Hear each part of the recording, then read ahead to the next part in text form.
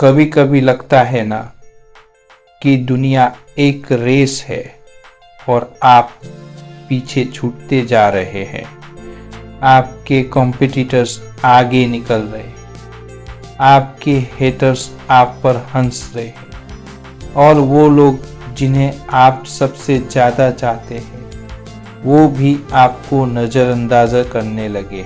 एक दर्द होता है जब आपको लगने लगता है कि आपकी कोई वैल्यू ही नहीं है, कि आप रिप्लेसेबल हैं, आसानी से बदले जा सकते हैं। पर क्या आप जानते हैं ये सब एक मानसिक खेल है और इस खेल के नियम आप नहीं दूसरे तय कर रहे हैं। आज हम उन नियमों को बदलने वाले हैं।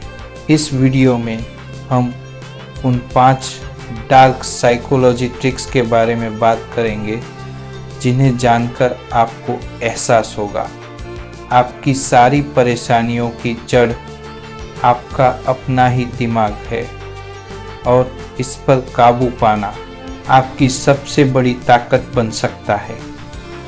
अगर आप में हिम्मत है तो वीडियो को अंत तक देखें, क्योंकि ये आसान नहीं होगा, ये आपको बदल देगा। पहली और सबसे ताकतवर ट्रिक है खामोशी और रहस्य का जादू। हमें सिखाया गया है कि ज़्यादा बोलना, खुद को एक्सपोज करना अच्छा है, लेकिन डार्क साइकोलॉजी कहती है असली ताकत कंट्रोल में रहने में है। जब आप कम बोलते हैं तो आपकी हर बात का वजन बढ़ जाता है। लोग सोचने लगते हैं ये इतना शांत क्यों है, इतना कॉन्फिडेंट क्यों है, इसके दिमाग में क्या चल रहा है। यही मिस्ट्री आपको अट्रैक्टिव बनाती है। एक स्पेशल स्टोरी सुनिए। मेरा एक दोस्त था अनुज, ऑफिस में सबसे ज़्यादा मेहनत करता था, लेकिन प्रमोशन हमेशा उसके कॉलेग राहुल को मिलता था। एक दिन अनुज ने देखा राहुल बॉस के सामने अपनी अचीवमेंट्स का ढिंढोरा नहीं पीटता था, बल्कि वह चुपचाप काम करता और बॉस के सवाल पूछने पर ही बहुत ही शांति से अपनी सफलताएं बताता। उसने अपनी वैल्यू को कॉमन नहीं बनाया, उसे एक मिस्ट्री बनाकर रखा और बॉस खुद उसके बारे में जानने को उत्सुक रहता था। इस ट्रिक को अपनाइए अपने पर्सनल और प्रोफेशनल लाइफ में। जब कोई आपको प्रोवोक करे तुरंत रिएक्ट न करें, एक डीप ब्रेथ लें, शांत रहे। यही साइलेंस आपके एनिमी को कंफ्यूज करेगी। वो सोचेगा अरे इस पर असर क्यों नहीं हुआ, इसके पास कोई सीक्रेट वेपन तो नहीं है, और यही से आपका पसीजना शुरू होगा। दूसरी सबसे जरूरी ट्रिक है भावनात्मक दूरी।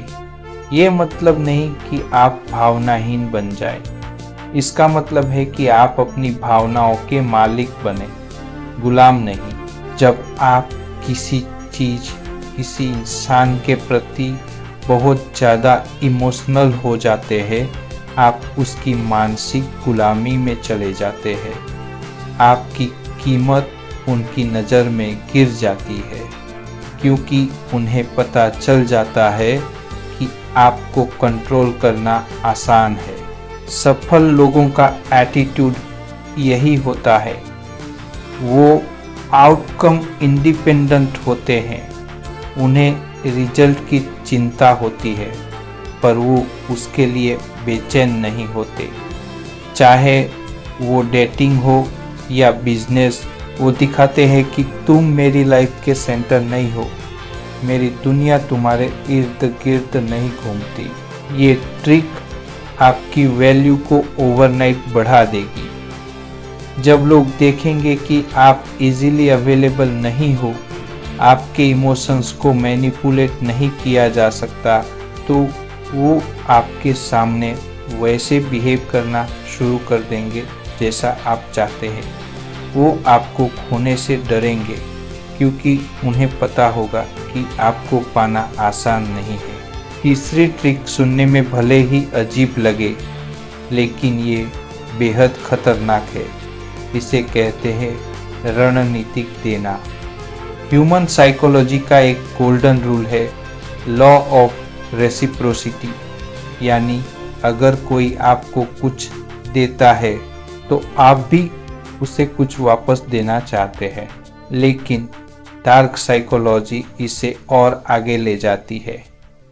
आप एक ऐसा फेवर करते हैं जो छोटा लगे, लेकिन उसकी वैल्यू बहुत बड़ी हो, या फिर आप कुछ ऐसा देते हैं जिसकी उम्मीद नहीं थी। इससे सामने वाले पर एक मानसिक कर्ज का बोझ पड़ता है। यहाँ पर एक रहस्यमय एलिमेंट ऐड करना जरूरी है। कभी कभी बिना किसी क्लियर मोटिव के किसी की हेल्प कर दो, बिना ये एक्सपेक्ट किए कि वो तुरंत वापस करेगा।